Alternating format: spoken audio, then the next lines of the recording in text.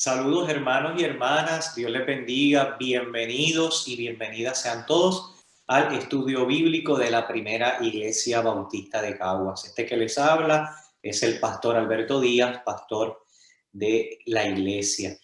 Queremos, como de costumbre, dar la bienvenida a todos los hermanos y hermanas que se conectan a través de nuestras plataformas sociales, tanto Facebook, YouTube y Audio Iglesia. Qué bueno que cada uno de ustedes pueden estar conectados y ser parte de esta experiencia de estudio bíblico. Saludamos a cada uno de los hermanos que se van conectando también más allá de nuestros mares, hermanos y hermanas que están en los diversos estados y que son parte de nuestra congregación de fe, personas que normalmente asisten y participan de nuestros estudios bíblicos virtuales, aunque sean de otras congregaciones de fe, también le damos la bienvenida. Y como de costumbre, ¿verdad? A estos hermanos y hermanas de nuestra primera iglesia bautista de Caguas en los Estados Unidos y en otros países. Qué bueno que ustedes se pueden conectar y que nos podemos conectar como iglesia en medio de esta experiencia educativa, en medio de esta experiencia de aprendizaje. Siempre damos estos primeros minutos para compartir algunos anuncios con la congregación mientras otras personas se van añadiendo a esta transmisión. Les recordamos a la iglesia lo siguiente, miren, parte de la programación de la semana. Hoy es viernes y normalmente los estudios bíblicos se ofrecen los martes. Esta semana es una excepción. No queríamos pasar por alto el dar el estudio bíblico, así que lo estamos ofreciendo hoy viernes. Pero normalmente lo usual, lo acostumbrado, y es bueno, ¿verdad?, poder compartirlo porque es el día en el cual nos encontramos en esta experiencia en vivo, son los martes. Así que parte de la programación de la iglesia, les recuerdo que los domingos a las 10 de la mañana estamos llevando a cabo nuestros cultos presenciales. Y sobre esto me voy a detener muy brevemente. Mire, la nueva orden ejecutiva reduce el porciento en los lugares donde se congregan personas, ¿verdad? Congregaciones multitudinarias a un 30%. Eso incluye las iglesias. Nosotros nos hemos mantenido, ¿verdad?, salvaguardando la salud, la seguridad de nuestro hermano, el distanciamiento en nuestro santuario, así que las personas que han asistido saben que se han sentido muy seguros y seguras en esa experiencia. Y estamos, ¿verdad?, conforme a los requerimientos de la orden ejecutiva, estamos en cumplimiento en ello. También quería recordarle a los hermanos y hermanas que los lunes son los círculos de oración de la iglesia. El primer lunes de mes siempre es el círculo unido, pero los demás lunes son círculos por sectores y les invitamos para que ustedes también puedan ser parte de estas experiencias, tanto para registrarse para asistir al templo como para participar de los círculos de oración. Miren, los detalles están en nuestro principal medio de comunicación, que es La Voz, ¿verdad?, que es el medio interno en el cual se ofrecen todos los detalles. Usted accese La Voz y usted podrá ver los detalles de a cuál círculo de oración usted se puede unir, los números de teléfono para registros que también están en nuestras plataformas sociales. Los martes, el estudio bíblico, como les decía ahorita, hoy es viernes, pero normalmente, y vamos a continuar ofreciéndolo los martes, ¿está bien? Y miércoles, jueves y viernes la experiencia de adoración en toque de queda a las 9 de la noche y el sábado la escuela bíblica de la niñez. Queremos compartir esta programación primero para dar este espacio para que otras personas puedan conectarse y podamos estar todos al tanto de qué estamos haciendo en medio de este tiempo.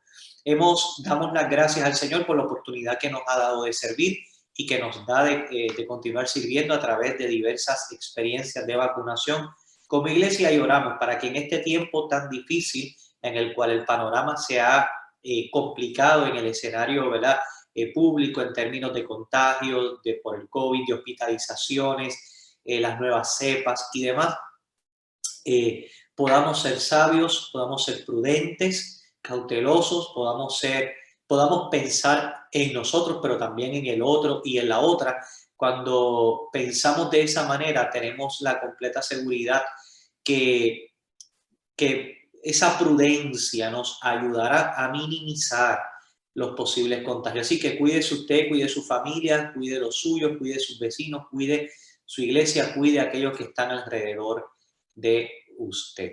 En esta semana iniciamos una nueva serie de estudios bíblicos basadas en el Evangelio de Mateo. Y aunque no vamos a estudiar todo el Evangelio de Mateo, quizás más adelante en alguna otra oportunidad lo haremos, vamos a considerar varios aspectos importantes de este Evangelio. Hoy estaremos trabajando algunos asuntos generales del mismo, unos asuntos contextuales del Evangelio, y los sermones de estos próximos domingos estaremos abordando temas acerca del Sermón del Monte y de otras enseñanzas de Jesús de Nazaret para la vida de sus seguidores y para la vida de la iglesia, ¿verdad? Si afirmamos que Jesús es nuestro Señor, es nuestro Salvador y que Él es el referente de nuestra vida y que nosotros queremos y nosotras queremos ser imitadores de Jesús, tenemos que entonces ver qué habló Jesús, qué dijo Jesús, cómo lo dijo, qué hizo Jesús, para entonces poder ser llamados correctamente discípulos y discípulas del Señor. Les invito a que nos podamos unir en una palabra de oración. Amado Dios y Señor de la vida, gracias por la oportunidad que nos das de esta experiencia de encuentro, de aprendizaje, de este tiempo de diálogo, Señor, de aprender de tu palabra. Hoy nos preparamos para una nueva serie de estudios bíblicos con la confianza, oh Señor, de que tú nos guías, nos conduces y que la experiencia será de bendición y de crecimiento a nuestras vidas en Cristo Jesús. Amén. Amén. Bien, permítanme compartir con ustedes la pantalla, la presentación del estudio de hoy para que todos podamos estar en la misma dirección y estar al pendiente. Bien, durante este tiempo, el tema que estaremos abordando es Jesús. Y lo dejamos ahí con 3 puntitos suspensivos. Jesús, enseñanzas que transforman. Y me gustaría iniciar este estudio con una afirmación. A lo largo de la historia humana han existido una diversidad de hombres y de mujeres cuyas enseñanzas y ejemplos han sido de transformación, de transformaciones económicas, de transformaciones políticas, de transformaciones sociales y de cualquier otro índole en la vida de ciertas comunidades. En algunas de ellas comunidades de fe, en otras comunidades sociales, políticas, etc. Sin embargo, la enseñanza de Jesús va más allá de cualquier otra enseñanza. Enseñanzas que valoramos, ¿verdad? De otras personas que a lo largo de la historia también han compartido experiencias liberadoras. Y esas enseñanzas las valoramos, las atesoramos. Sin embargo, si hay una enseñanza que es referente, 1, para acercarnos a Dios, 2, para ser mejores seres humanos, 3, para promover que la humanidad sea una humanidad transformada, una humanidad que ame, que cuide, que valore, que ayude, tenemos que acercarnos entonces a Jesús de Nazaret. Las enseñanzas de Jesús son enseñanzas que transforman. Y transforman no solo para el hoy, transforman para la eternidad. Sin embargo, a veces nos hemos dado a la tarea y como iglesia, y yo he sido parte de la vida de la iglesia desde mi nacimiento, nos enfocamos más en las enseñanzas de Jesús a la eternidad. Y es necesario y es bueno y es hermoso saber que hay esperanza, que más allá de esta vida presente hay una vida eterna en Dios. Sin embargo, si limitamos las enseñanzas de Jesús a esa expectativa de la vida eterna, le estamos quitando muchísimo a la enseñanza de Jesús de Nazaret. Jesús nos enseña a vivir el hoy, el ahora. Mire, Jesús nos enseña a vivir en los momentos de dificultad, sí. Jesús nos enseña a vivir en los momentos donde hay conflicto. Jesús nos enseña a vivir en los momentos donde la situación que se presenta es tensa. Jesús nos enseña a vivir en momentos de pandemia también, que nos enseña a establecer prioridades y a cuidar a nuestro prójimo, porque si afirmamos amar a Dios, también tenemos que amar al otro y a la otra. Jesús nos enseña a vivir el día a día y sus enseñanzas transforman nuestra visión de mundo, transforman nuestro carácter, transforman nuestra personalidad, transforman nuestras prioridades, transforma todo lo que somos como seres humanos. Ahora bien, a mí me gustaría en esta ocasión, más que iniciar este estudio bíblico, considerando un pasaje, que es la manera tradicional en la que lo hacemos, un pasaje de la Escritura, lo analizamos, hacemos una exégesis del texto bíblico, a mí me gustaría comenzar con una introducción. Y es una introducción de qué era lo que estaba pasando cuando se escribe el Evangelio de Mateo. ¿Qué sucedía alrededor de esa comunidad?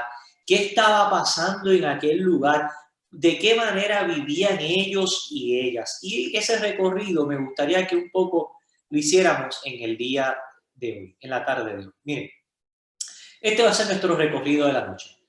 Poco compartiremos de manera muy rápida los objetivos y conceptos para entrar en lo que es la ubicación geográfica, la ubicación histórica, un marco histórico acerca de las clases sociales, autor, fecha, evangelio y obra. Y cuando hablamos de evangelio es un poco acerca del género literario. Un poco para tener ese contexto general del evangelio de Mateo antes de entrar en el texto bíblico la próxima semana, que estaríamos entrando ya de lleno en el Sermón del Monte. Sí, hermanos y hermanas, el Sermón del Monte. El pastor, yo les tengo que confesar que a mí la vida de Jesús me fascina. Sus enseñanzas, sus milagros, las experiencias de liberación, las sanidades, todo, ¿verdad? Lo que Jesús mostró con su vida. Sin embargo, si hay un discurso que a mí me gusta, es el Sermón del Monte, porque creo que es muy pertinente para nosotros en este tiempo. Creo que es la manera en la cual Jesús nos está diciendo, miren, si ustedes quieren vivir de acuerdo a mis enseñanzas en este tiempo, pero este tiempo no es hace 2000 años, es este tiempo ahora en el siglo XXI, hay que ir al Sermón del Monte. Y no solo leerlo, hay que entenderlo, hay que estudiarlo para entenderlo y para ponerlo en práctica. Así que ese va a ser el recorrido que en esta noche estaremos llevando a cabo. Entre los objetivos vamos a ubicar geográfica, histórica y sociológicamente a Mateo. Esto es bien importante, hermanos y hermanas. Las experiencias bíblicas, particularmente a las cuales tenemos mayor acercamiento, las del Nuevo Testamento, hay que ubicarlas en tiempo y espacio para poder entenderlas. ¿En qué lugar se dan? Se dan en el desierto, se dan en la costa, se dan en la montaña, se dan en Asia Menor, en Grecia, se dan en Palestina. Un poco tener ese marco, ¿verdad?, geográfico. ¿Qué estaba sucediendo alrededor de aquella comunidad o de aquella persona que pudo haber escrito el texto bíblico? Sociológicamente, ¿qué vivía el pueblo? ¿Cuál era su economía? ¿De qué vivía? ¿Cuáles eran sus capacidades? ¿Qué enfrentaban como pueblo, como comunidad? Lo segundo que vamos a hacer es dialogar sobre el autor, fecha y género del Evangelio, sí, porque siempre es importante poder identificar de dónde partimos, cuándo se escribió, quién fue el autor, si es posible que lo podamos afirmar, y el género del Evangelio, porque es muy importante saber que en la Biblia hay muchos géneros, hay múltiples géneros, y dentro de esos géneros, pero esto es un asunto que no vamos a entrar hoy en el estudio bíblico, esto es un asunto más de un salón de clase, pero ciertamente dentro de esos géneros hay otros géneros más pequeños que se les conoce como microgéneros, ¿verdad? O subgéneros. Pero eso después en otro momento podemos abordarlo. Y esos géneros nos dejan saber cuál era la intención en el Nuevo Testamento encontramos evangelios, encontramos cartas, encontramos un sinnúmero, ¿verdad?, de géneros literarios. Lo tercero que vamos a hacer es explicar la relación entre los evangelios y sus tradiciones. Pero miren, yo quiero que veamos este concepto. Eso parece una china. Las chinas son una de mis frutas preferidas. Miren, y quiero que comencemos con la comunidad, porque yo creo que esto nos ayuda a ver de manera general y más amplia acerca de Jesús de Nazaret y de lo que sucedía alrededor. Todo inicia en Mateo, probablemente como inició en las comunidades a las cuales el apóstol Pablo escribió. Quiero hacer ese paralelo. Había unas comunidades. Tomemos el ejemplo de Tesalónica, la iglesia en Tesalónica. Allí había una comunidad de fe. En esa comunidad de fe se dieron unos diálogos que pudieron ser internos y en otros casos, como en Mateo, fueron diálogos internos y diálogos externos con otras expresiones de fe. Hay un autor que observa, que escucha y que plasma todo lo que allí se da. En el caso de Tesalónica es el apóstol Pablo. Recuerden que estoy haciendo un paralelo, no se me confundan, estoy con Mateo, pero estoy haciendo un paralelo para que podamos entenderlo. En el caso de Mateo hay un producto de ese escrito, es un evangelio. En el caso de Tesalónica hay un producto del escrito de Pablo que es una carta. Y ese evangelio, ese producto, ese evangelio o esa carta será como testimonio a una comunidad de fe y como testimonio a una comunidad aún más amplia de esa comunidad de fe. Así que un poco, si vemos esta gráfica para tratar de expresar esos conceptos, el hacer comunidad nos debe de llevar a unos diálogos los cuales tenemos o debemos de tener la responsabilidad de abordarlos de tal manera que quede un testimonio a otros y a otras de lo que Dios ha estado haciendo y hace en la vida de su pueblo. Apliquémoslo esto muy brevemente en nuestro tiempo hoy. Nosotros tenemos una comunidad. Esa comunidad es nuestra familia. Esa comunidad es nuestra comunidad geográfica donde vivimos, la urbanización, el sector, el campo, el condominio donde vivimos. Esa comunidad es nuestra iglesia también, donde adoramos. Y en cada una de esas comunidades se dan unas expresiones, unos diálogos.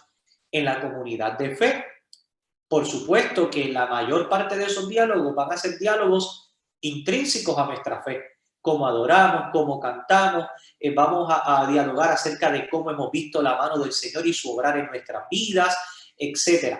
En nuestras comunidades los diálogos serán de otra manera, en nuestra familia de otra manera. Sin embargo, todo eso, yo creo que hay una parte, en la parte del autor, donde estamos tú y yo. A lo mejor no somos llamados a escribir una carta, a escribir un evangelio, por supuesto, o a escribir un libro, pero sí somos llamados a reflexionar.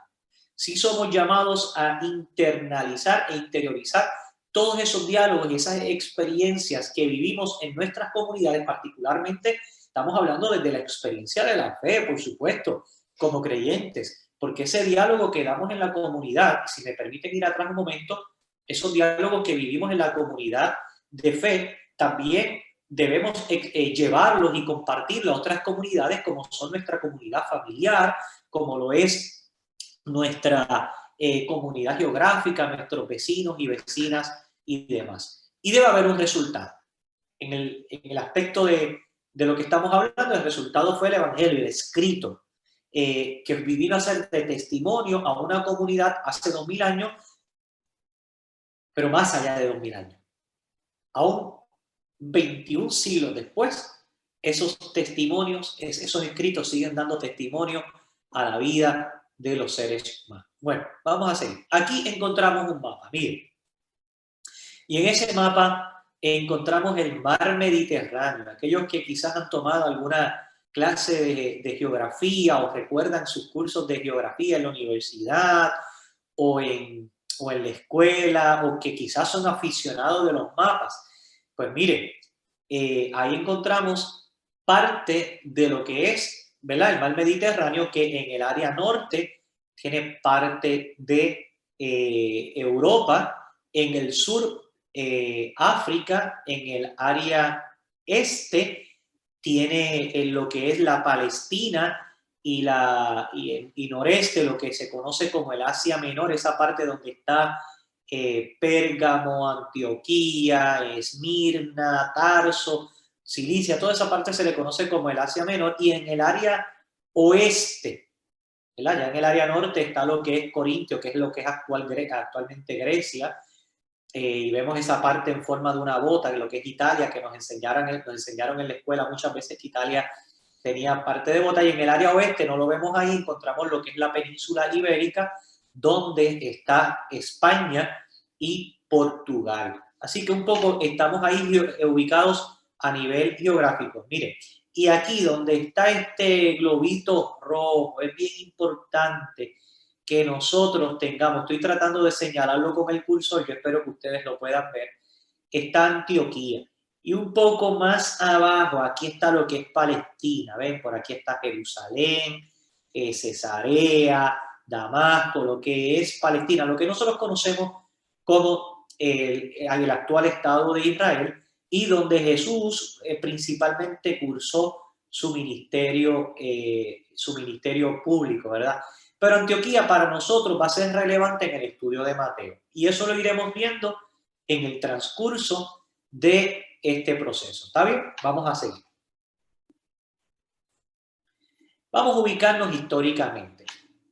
No vamos a hacer un relato histórico ni de este emperador, ni de los anteriores, ni de los posteriores. Vamos a tratar de ubicarnos bajo esos años 81 y 96, en el cual Domiciano era el emperador de Roma. Domiciano fue el último de un grupo de emperadores, ¿verdad? De una misma familia, donde fue emperador su padre, posteriormente su hermano, quien muere de manera natural, y luego Domiciano, quien finalmente fue asesinado. Domiciano, entre muchas cosas, usted puede buscar información sobre este emperador, pero si algo se puede afirmar es que fue un administrador capaz. De hecho, todavía en el proceso de su reinado, ¿verdad? De su periodo como César, se continuó con esa reconstrucción de Roma, de aquel gran incendio que nos habla la historia, ¿verdad? Y nos habla acerca de la administración y de la capacidad administrativa, que tenía Domiciano. Era un amante del entretenimiento público. Mire, Domiciano promovía lo que era la caza de la fiera, lo que eran las peleas de gladiadores. Se dice que él llenó el Coliseo romano, que lo que vemos hoy en el siglo XXI, ¿verdad? 21 siglos después, en unas ruinas. El sótano del Coliseo lo llenó de agua para hacer una pelea naval en medio de ese Coliseo, pero esos son relatos de la historia. Sin embargo, de Domiciano también se sabe que era un hombre paranoico y que tenía miedo a ser asesinado. Y quizás hasta con razón, porque en la historia los gobernantes como Domiciano siempre estaban al riesgo de ser asesinados. Se veía a sí mismo como un dios, nombró dos meses en su nombre y fue asesinado finalmente. Fue asesinado y la historia relata que como parte del asesinato estuvo involucrada su esposa. Y esto es otra historia, es una historia interesantísima. Si a usted le gusta la historia, mire, busque la historia de Domiciano. No podemos abundar mucho, ¿verdad? Porque estamos en un estudio bíblico, pero lo que quiero es ubicarlos históricamente. Mateo pudo haber sido escrito bajo el periodo en el que Domiciano era emperador de Roma. Un marco histórico, vamos a ver el marco histórico. Mire, en el año 60 después de Cristo se dan varios acontecimientos importantes para la vida de la iglesia. Y digo importante porque marcaron la vida de los creyentes. Entre otras cosas, se da en ese periodo la ejecución de Pedro, la de Santiago.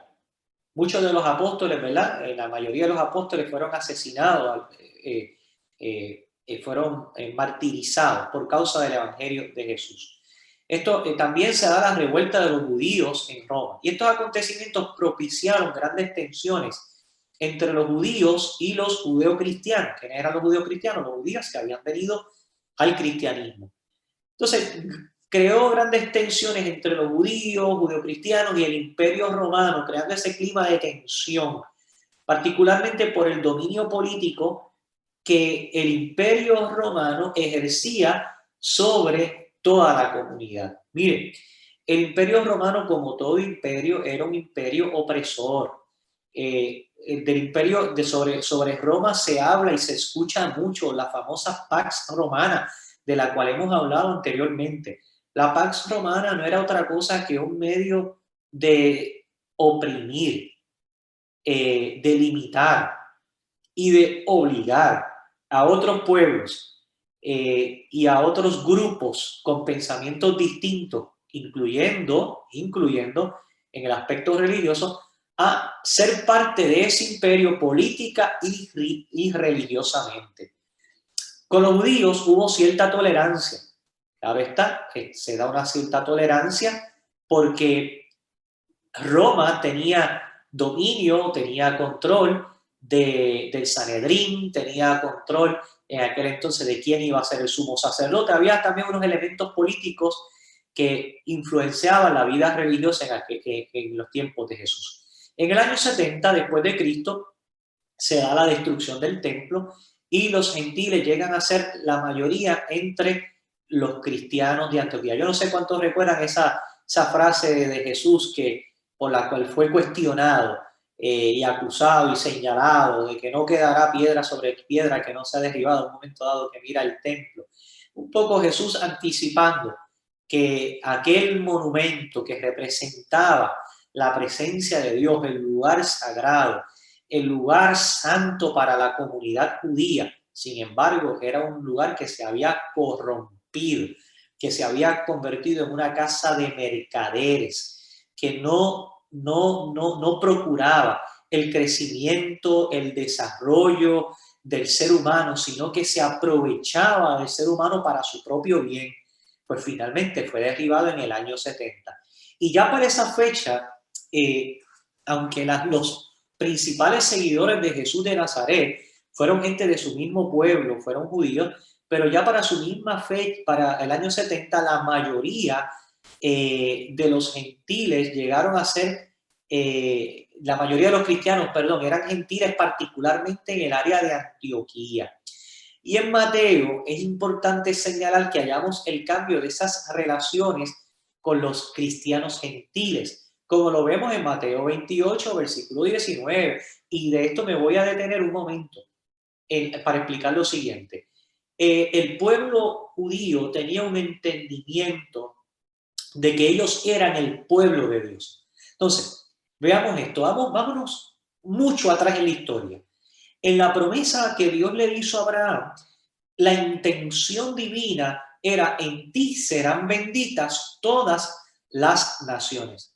Sin embargo, en el devenir de la historia, el pueblo de Israel se hizo de la idea de que ellos eran el pueblo bendecido, de que ellos eran el pueblo de Dios y se convirtieron en un pueblo exclusivo. Es por eso que al pueblo de Israel, particularmente en el Antiguo Testamento, no le mueve la fibra del corazón el entrar a una ciudad y hacer un genocidio de aquel otro pueblo llamado por ellos pagano. ¿Por qué? Porque el entendimiento del judío es que ellos eran el pueblo de Dios y que todos los demás pueblos eran menos que ellos. Así que ahora en Mateo, fíjense lo interesante, ahora en Mateo Jesús le dice: vayan y hagan discípulos, ¿a quiénes? A los judíos, a todas las naciones. Vayan y hagan discípulos a todas las naciones. Y encontramos también en el Evangelio de Mateo otros relatos que afirman acerca de esa experiencia en la cual otras naciones se hicieron parte del ministerio o de la vida de Jesús. Ejemplo de eso, la historia de los magos que hallamos en Mateo 2, los tradicionales reyes magos, que nosotros los conocemos como reyes magos y que decimos que fueron tres, ¿verdad? En nuestra tradición, nuestra cultura puertorriqueña.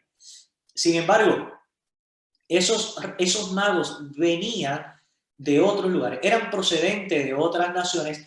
Y entonces vemos ahora las naciones llegando en el nacimiento de Jesús, llegan a donde está el niño para traer adoración a él a través de los presentes. Y al finalizar el ministerio de Jesús, Jesús le dice a la iglesia: vayan a las naciones y hagan discípulos, y el que crea y sea bautizado será salvo. Entonces ahora el mismo Jesús está diciendo: hay que compartir esta bendición con otros y con otras.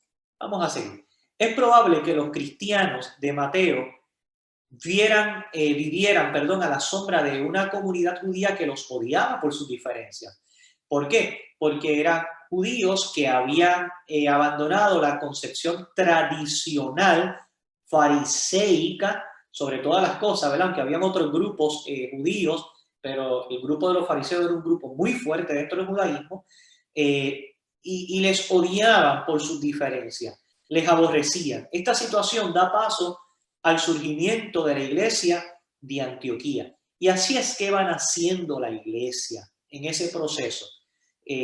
Jesús en un momento dado dijo: me serán testigos en Jerusalén, en Samaria, en Judea y hasta los confines de la tierra. Y un poco porque no solo por los gentiles que tienen que enfrentar también persecución, sino también por aquellos mismos judíos que habían advenido a la fe de Jesús y que tienen o se ven obligados de alguna forma u otra a ir saliendo de ese judaísmo clásico por la negación y todo, sobre todo por la actitud de los judíos hacia los judíos cristianos. Vamos a seguir. El judaísmo rabínico llegó a ser normativo, promoviendo una sola interpretación de la ley y excluyendo así a todas las demás tendencias y tradiciones, lo que provocó grandes conflictos entre el judaísmo rabínico y los judeocristianos.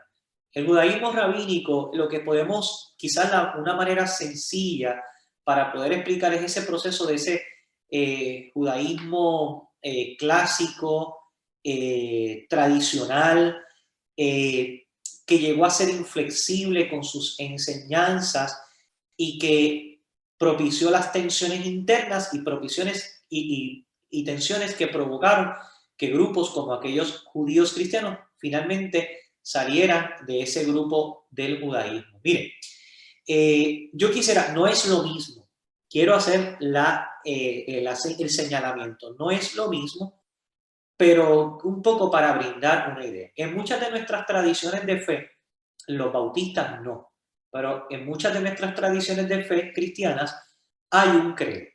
Y ese credo define lo que cada creyente de esa comunidad va a creer. Y se cree de esa manera, en esa manera, y de ahí nada más. Si alguien piensa diferente a lo que cree o lo que afirma una comunidad de fe en su credo, si piensa diferente, posiblemente la única opción que tenga es salir. Y digo que los bautistas no, porque los que somos bautistas, ¿verdad? Los bautistas sabemos que los bautistas no tenemos credo, sino que pues afirmamos unos principios y afirmamos las Sagradas Escrituras como esa revelación, ¿verdad? Donde Dios se revela a la humanidad, sobre todo donde Cristo, está el testimonio de Cristo para la vida de la iglesia y de la humanidad. Pero tomando el ejemplo de las comunidades con credo, pues si uno no cree exactamente lo que establece el credo, pues muchas veces hay personas que se sienten en la obligación, en la tentación o en la necesidad de salir a otras comunidades de fe. Quizás eso sería una manera de relacionar lo que estaban viviendo estos cristianos. Estos conflictos no impidieron que la comunidad le diera un alto valor a las escrituras del Antiguo Testamento. Fíjense que este grupo de judíos cristianos no se está yendo porque ya no crean en la ley o porque ya no crean en el Antiguo Testamento, sino que ciertamente le daban un alto valor y al mismo tiempo declaraban su polémica teológica con los fariseos de la época, con la interpretación que le daban los fariseos, con la interpretación que le daban los grupos de poder. Las raíces históricas de este evangelio explican las referencias y alusiones al Antiguo Testamento. Mire, para la comunidad de Mateo, para Mateo, Jesús vino a cumplir la ley y los profetas, pero a su vez advierte a los cristianos que si su justicia no supera la de los escribas y fariseos, no entrarán en el reino de los cielos. Estas afirmaciones comienzan a ser consideradas cuando el cristianismo surge como otra religión respecto al judaísmo. Miren, la crítica de Mateo se transformó en la siguiente opinión: el cristianismo era equilibrado y honesto, mientras el judaísmo era legalista y superficial. Así que esa es una de las críticas, ¿verdad?, que se pueden extrapolar de la experiencia del mismo texto. Pero vamos a ver qué estaba sucediendo alrededor de aquella comunidad, las clases sociales. Mire, vamos a verlo de esta manera. La inmensa mayoría de la gente en los tiempos de Jesús era gente pobre. Pobre.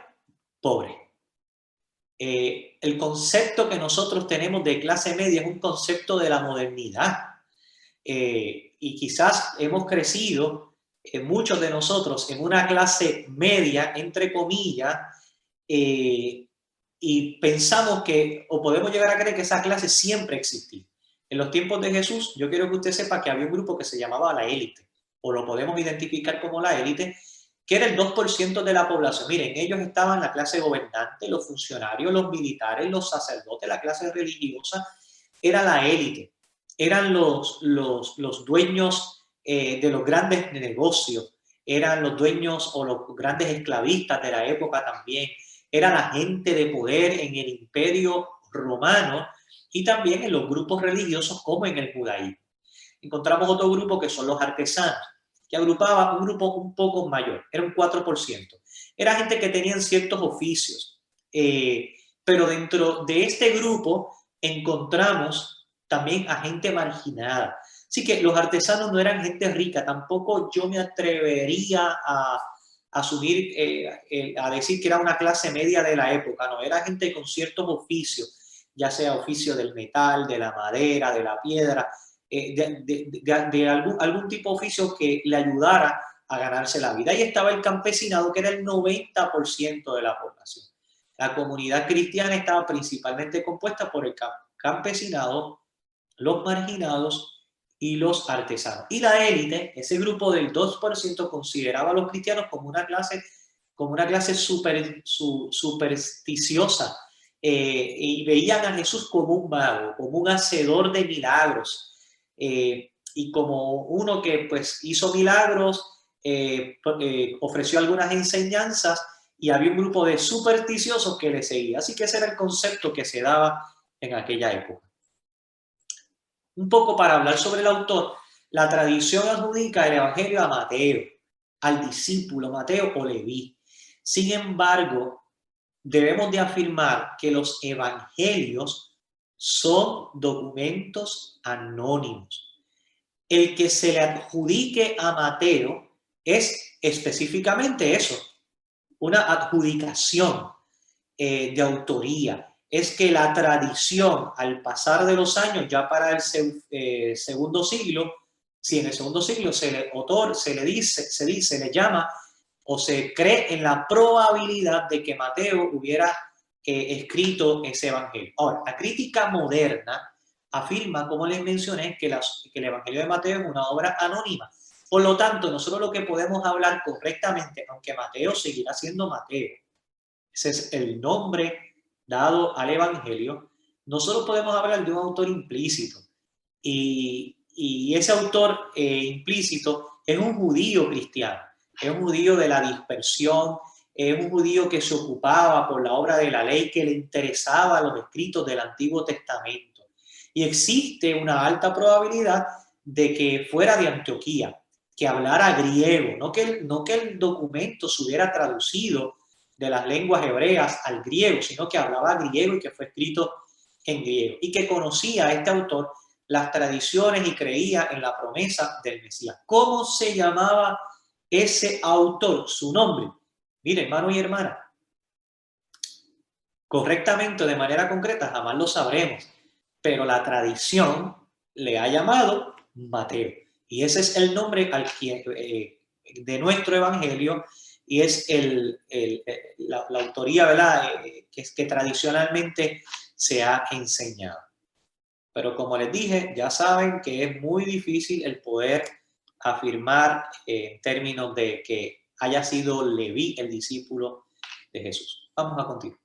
Mateo toma como una de sus fuentes a Marcos. Es interesante en el estudio de la exégesis bíblica sobre las fuentes de los evangelios. Yo solamente lo voy a resumir que Marcos, que es el evangelio más antiguo, es una, no la única, es una de las fuentes que Mateo utiliza para hacer su escrito. Y este evangelio pudo haber sido escrito en el año 70, el evangelio de Marcos pudo haber sido escrito en el año 70. Documentos cristianos de principios del siglo II, recuerden, Marcos en el 70, principios del siglo II, estamos hablando de 30 años después, o más de 30 años después, el evangelio de Mateo ya se conoce, ya Mateo se conoce, ese evangelio ya se conoce y se identifica en algunos otros escritos cristianos como el evangelio de Mateo. Es probable que Mateo se escribiera, y en esto siempre me acuerdo a mi profesor de Nuevo Testamento, a quien tengo un gran aprecio, el profesor Ediberto López, siempre nos explicaba y nos hacía ver algo que para los efectos es sencillo, pero pasamos por alto. Los escritos de la antigüedad no corrían con la misma velocidad que corren hoy nuestros documentos, como yo que estoy grabando este estudio, para darle un clic y enviarlo y ustedes lo puedan ver esta misma noche, el viernes en la noche. Así que estos documentos llevaban mucho tiempo, años, el que no solo llegar a algún lugar, sino que formaran parte de la tradición de una comunidad. Así que es probable que Mateo se haya escrito entre el año 80 al año 90, entre 10 a 20 años después del Evangelio de Marcos. Y para esta fecha ya existían otros escritos canónicos. Recuerden que los evangelios, porque estén primero en el Nuevo Testamento, no significa que fueron los primeros en escribirse. El Nuevo Testamento tiene un orden teológico, no cronológico. Así que ya para esta fecha existían otros escritos, como escritos del apóstol Pablo, como la carta precisamente a los tesalonicenses. Así que ya circulaban otros escritos cristianos para esa época. El evangelio. La exégesis bíblica, y si hablamos de evangelio, quizás vamos a hablar de género, ¿verdad? Literario. La exégesis bíblica considera los evangelios como biografías de la antigüedad o como un subtipo, un subgénero de las biografías de la antigüedad, como un derivado de las biografías de la antigüedad. Y una biografía nos habla de una persona, nos habla de cuándo nació, nos habla de dónde creció, nos habla de qué estudió, nos habla de cómo se desempeñó en la vida, cuál fue su legado, hasta su muerte. Usted y yo en nuestros años de escuela estudiamos un sinnúmero de biografías, de políticos, de personas, autores, ¿verdad? De diversos géneros literarios, de científicos. En la antigüedad también existían biografías. Y un poco los evangelios es como un tipo de esas biografías antiguas que presenta la carrera de Jesús como una legitimación de su educación y como una clave hermenéutica de su significado. Es decir, nos presenta a Jesús como aquel que sí nació en un pesebre, pero que era un sabio, educado, y que su enseñanza era una enseñanza transformadora para la humanidad. Y Mateo se presenta como un documento de elogio y alabanza, así que no es solo una biografía que dice dónde nació, dónde estudió, a dónde fue y dónde murió, sino que exalta la figura de Jesucristo.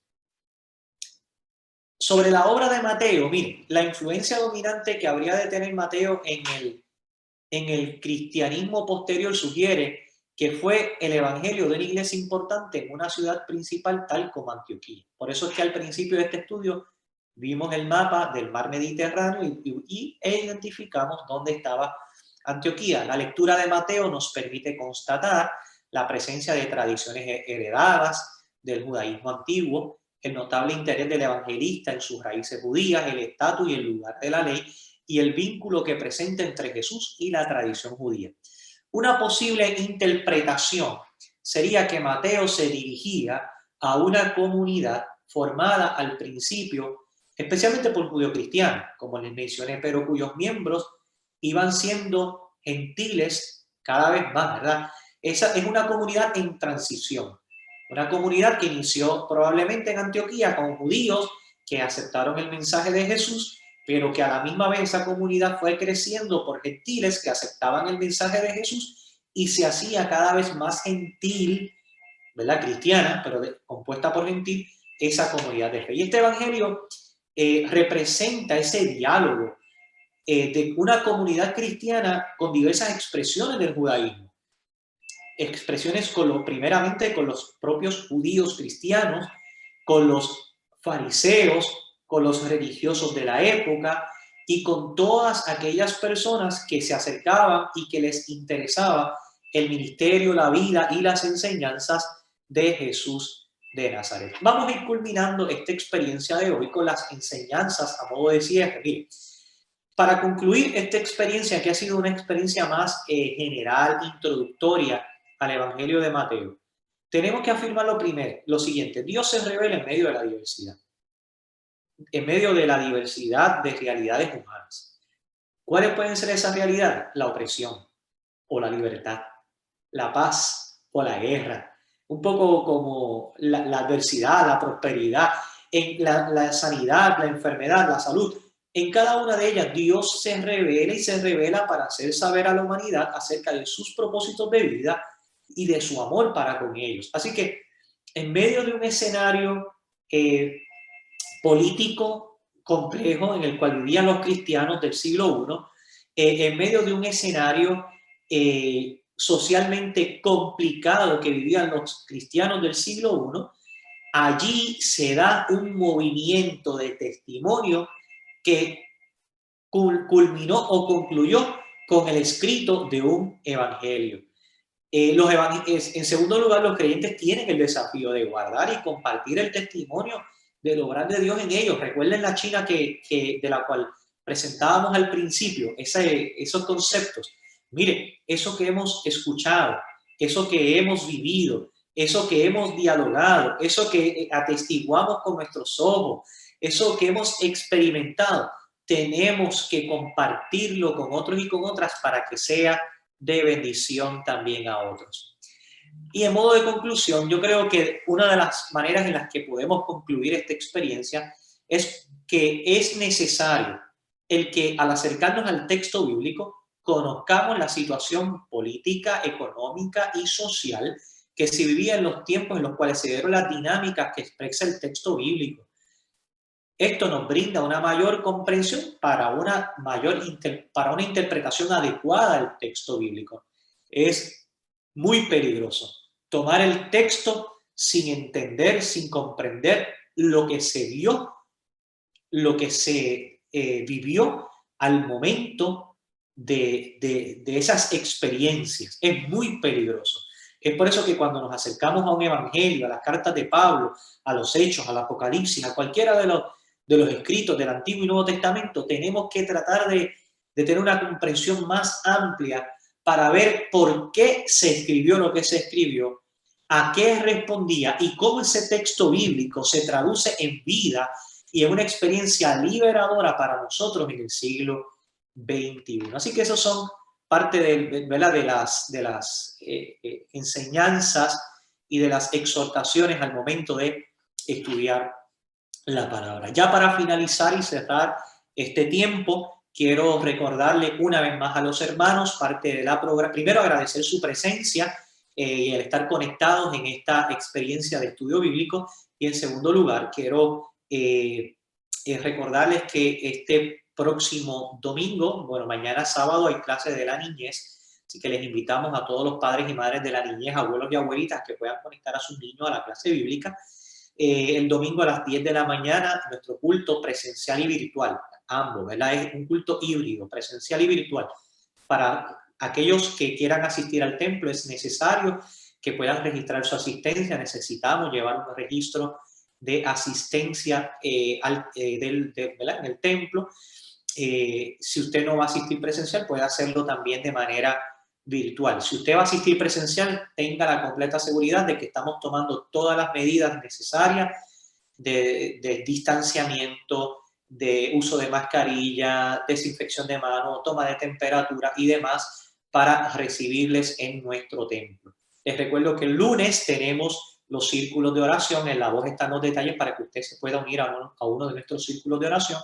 Y el próximo martes continuamos con esta experiencia. Ya estaremos entrando un poco más de lleno en el texto que vamos a estar considerando de Mateo capítulo 5 sobre las bienaventuranzas en el Sermón del Monte.